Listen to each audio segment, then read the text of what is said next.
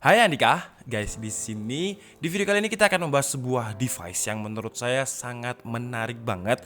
Sebenarnya alat ini tuh bukanlah teknologi yang baru, udah cukup lama sekitar 2 tahun lalu. Cuman ternyata saya aja yang baru tahu karena mungkin terlalu banyak review laptop dan juga HP, makanya device-device yang seperti ini kelewat. Padahal device ini menurut saya sangat inovatif banget, sangat futuristik banget. Device apa ini di video kali ini akan kita bahas, tapi seperti biasa sebelum kita mulai videonya, buat kalian yang belum cuci tangan dulu. Kalau udah cuci tangan langsung aja subscribe channel ini. Karena di channel ini kita akan membahas informasi menarik mengenai dunia gadget dan juga teknologi yang akan membuat hidup kalian lebih inspiratif dan produktif. Oke, jadi device-nya sudah ada di sini dari tadi sebenarnya, dan juga sudah bisa kalian lihat dari kamera overhead di atas. Cuman saya bahas dulu di dalam paket pembeliannya ya. Harganya ini sekitar 400 sampai 500 ribu. Untuk link pembeliannya seperti biasa kalian bisa langsung cek di kolom deskripsi.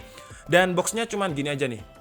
Boxnya cuman seperti ini, dan intinya ini adalah keyboard laser projection. Untuk baterainya berkapasitas 600 atau 1000 mAh. Kemudian dia working time atau ketika 100% sampai 0% ketika dipakai itu bisa 2 jam. Dan battery charging time-nya itu 200 menit. Wah, cukup lumayan lama ya, berarti sekitar 3 jam. Kemudian dia koneksinya pakai Bluetooth. Dan namanya adalah laser projection, atau bisa dibilang ini adalah keyboard yang hologram. Nah, device-nya seperti ini. Sebentar, ini kita matikan dulu aja ya untuk lampunya. Atau kalian bisa lihat wajah saya ada keyboard sekarang. Saya nggak tahu karena di situ nggak terlihat. Ono keyboardnya tem. Raiku ono keyboardnya tem. Berarti kita tak pencet iso. Gak iso. Gak iso tem. Gak bisa. Jadi device ini bentuknya seperti ini aja. Ini saya matikan dulu aja ya.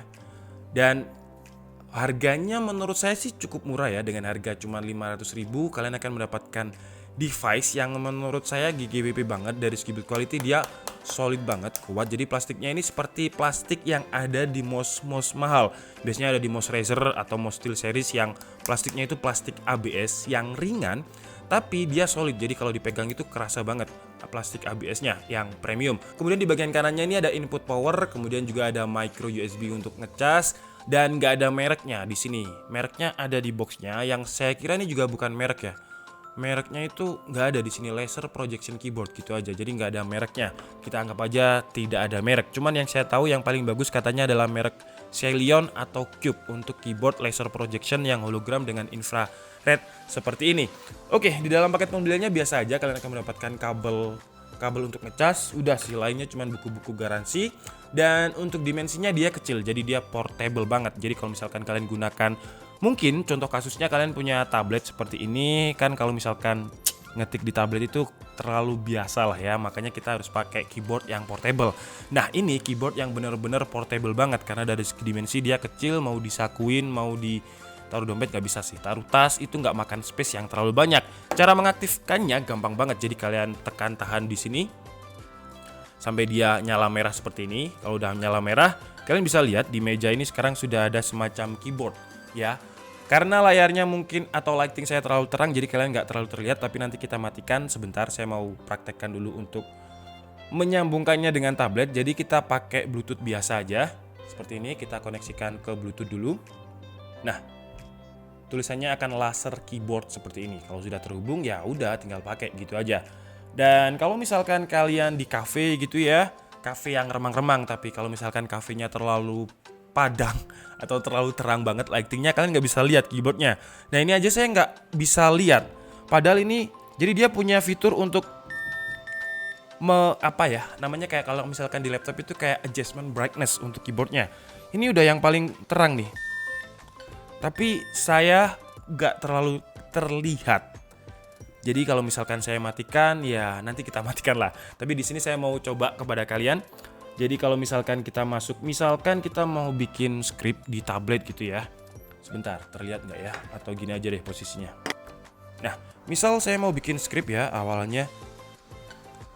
Hai, Handika, guys, di sini. Nah, jadi enak. Ya nggak enak juga sih sebenarnya.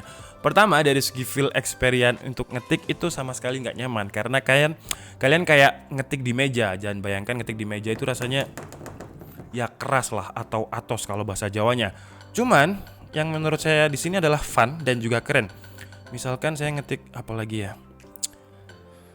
Jangan lupa cuci tangan. Nah, enak kan? Jadi gak enaknya dia nggak bisa anti ghosting atau dia nggak bisa menekan tombol keyboard secara bersamaan. Nah, kayak gini nggak bisa. Dan misal kita tahan angka Y ini ya, nggak bisa juga. Jadi nggak bisa, harus di tap seperti ini. Kemudian kekurangan lain, atau mungkin kalau misalkan kalian pengen menggunakan keyboard portable laser ini tapi pengen feel experience dengan keyboard, caranya ya gampang banget. Tapi kita harus beli keyboard lagi. Sebentar, saya praktekkan ya. Kemana keyboard saya? Ini. Nah, jadi caranya kita coba ya. Ini belum saya coba sebelumnya. Kalau misalkan kita taruh sensornya ini di keyboard, apakah dia bisa? Ternyata nggak bisa. Kayaknya memang harus di surface yang flat deh. Karena kalau misalkan nggak flat, dia nggak bisa. Coba deh di muka saya. Nggak bisa juga, nggak bunyi. Dan bunyinya menurut saya sih cukup annoying ya. Jadi kalau misalkan kalian ngetik, itu kayak suaranya kayak suara ATM gitulah. Kalian kayak mencet suara ATM. Tapi kalau untuk akurasinya dia lumayan akurat. Jadi misal saya tekan 1, 2, 3, 4, 5, 6, 7, 8, 9, 10. 1, 2, 3, 4, 5, 6, 7, 8, 9, 10. Nah, jadi nggak ada yang miss. Suaranya ini membantu untuk, karena kan dia nggak ada feel experience untuk keyboard ya. Kalau misalkan keyboard biasa kan misal kita pencet. Nah, ini kan kita kerasa kalau tombolnya udah kepencet. Karena ada rasa tactile-nya di situ. Cuman karena ini keyboard yang hologram, rasanya kita kayak ngetok meja, jadi kita nggak tahu udah keregister atau belum. Jadi ya bunyinya cukup membantu. Nah, dan keyboard ini juga bisa digunakan untuk mouse. Jadi tekan Fn, kemudian ini. Nah, kalau kalian lihat ya, di tablet saya sekarang ada pointernya. Jadi kita bisa scroll seperti biasa, seperti ini. Jadi, aduh, tapi kayak bikin mouse touchpad di meja itu rasanya aneh ya. Tapi kita coba lihat untuk mouse-nya ini apakah dia cukup responsif. Mana tadi panahnya? Nah, ini. Misalnya ini kita close, simpan perubahan pada dokumen, batal. Kok agak susah ya? Jadi dia kurang DPI-nya ini. Kalau misalkan mouse ini DPI-nya agak nggak nyaman, batal. Ayo cepet batal. Nah, jadi kita bisa browsing seperti ini ya. Kalau kalian lihat ya, tablet saya sekarang ada arrow-nya. Jadi dia registernya seperti mouse. Kelihatan nggak di situ? Sebentar guys, biar kelihatan. Tuh ya. Dan dia juga bisa menjadi speaker nih. Jadi kalau kalian dengarkan nih, speakernya biasa sih, standar. Lebih enak speaker dari tablet ini daripada speakernya laser projection keyboard ini. Oke, jadi mungkin cukup segitu aja ya video review dari laser projection keyboard hologram infrared yang menurut saya gigih. Tapi kenapa nggak terlalu hype atau nggak terlalu banyak yang beli? Kalau menurut saya sih, kenapa? Karena menurut saya nggak nyaman. Pertama, feel experience-nya nggak enak untuk pakai keyboard. Lebih enak langsung pakai keyboard yang di tablet karena lebih cepat untuk kita bisa langsung typing. Kalau kayak gini kan,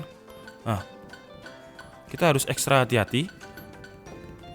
Dan dia nggak bisa terlalu cepat. Jadi nggak nyamannya di situ sih. Kemudian untuk digunakan sebagai touchpad juga kurang responsif. Tapi kelebihannya cuma satu. Kalau misalkan kalian pengen ngerasa sultan gitu ya, pengen ngerasa Iron Man, saya kira nggak bakalan ada yang tahu kalau keyboard ini harganya cuma 400 sampai 500 ribu. Karena inovasinya ini menurut saya keren. Karena kita bisa bikin area surface apapun jadi touchpad dan juga keyboard. Contohnya kalau misalkan kalian bawa ke cafe gitu ya, kalian di cafe yang remang-remang, tapi kalau cafe yang terlalu terang nggak bisa, karena kalian nggak bisa lihat keyboardnya. Kalau cafe yang remang-remang, kemudian kalian pakai tablet seperti ini, kalian taruh setup, gini kan, kemudian kalian ngetik kayak gini. Wah, pasti semua orang itu ngeliatin, apa tuh? Gila, sultan banget. Nah, jadi kalau misalkan digunakan untuk fun aja menurut saya nggak masalah. Tapi kalau misalkan kalian gunakan untuk yang produktif biar workflow-nya lebih cepat, pakai keyboard yang seperti ini aja. Keyboard yang feel tactile, experience-nya itu nyaman. Oke, jadi mungkin cukup segitu aja guys video kita kali ini. Untuk link pembeliannya seperti biasa udah saya taruh di kolom deskripsi di bawah. Saya minta maaf kalau ada kesalahan dalam penyampaian informasi. Seperti biasa kalian bisa mengkoreksinya di kolom komentar. Saya Andika Setiabudi and see you on the next video. Bye bye.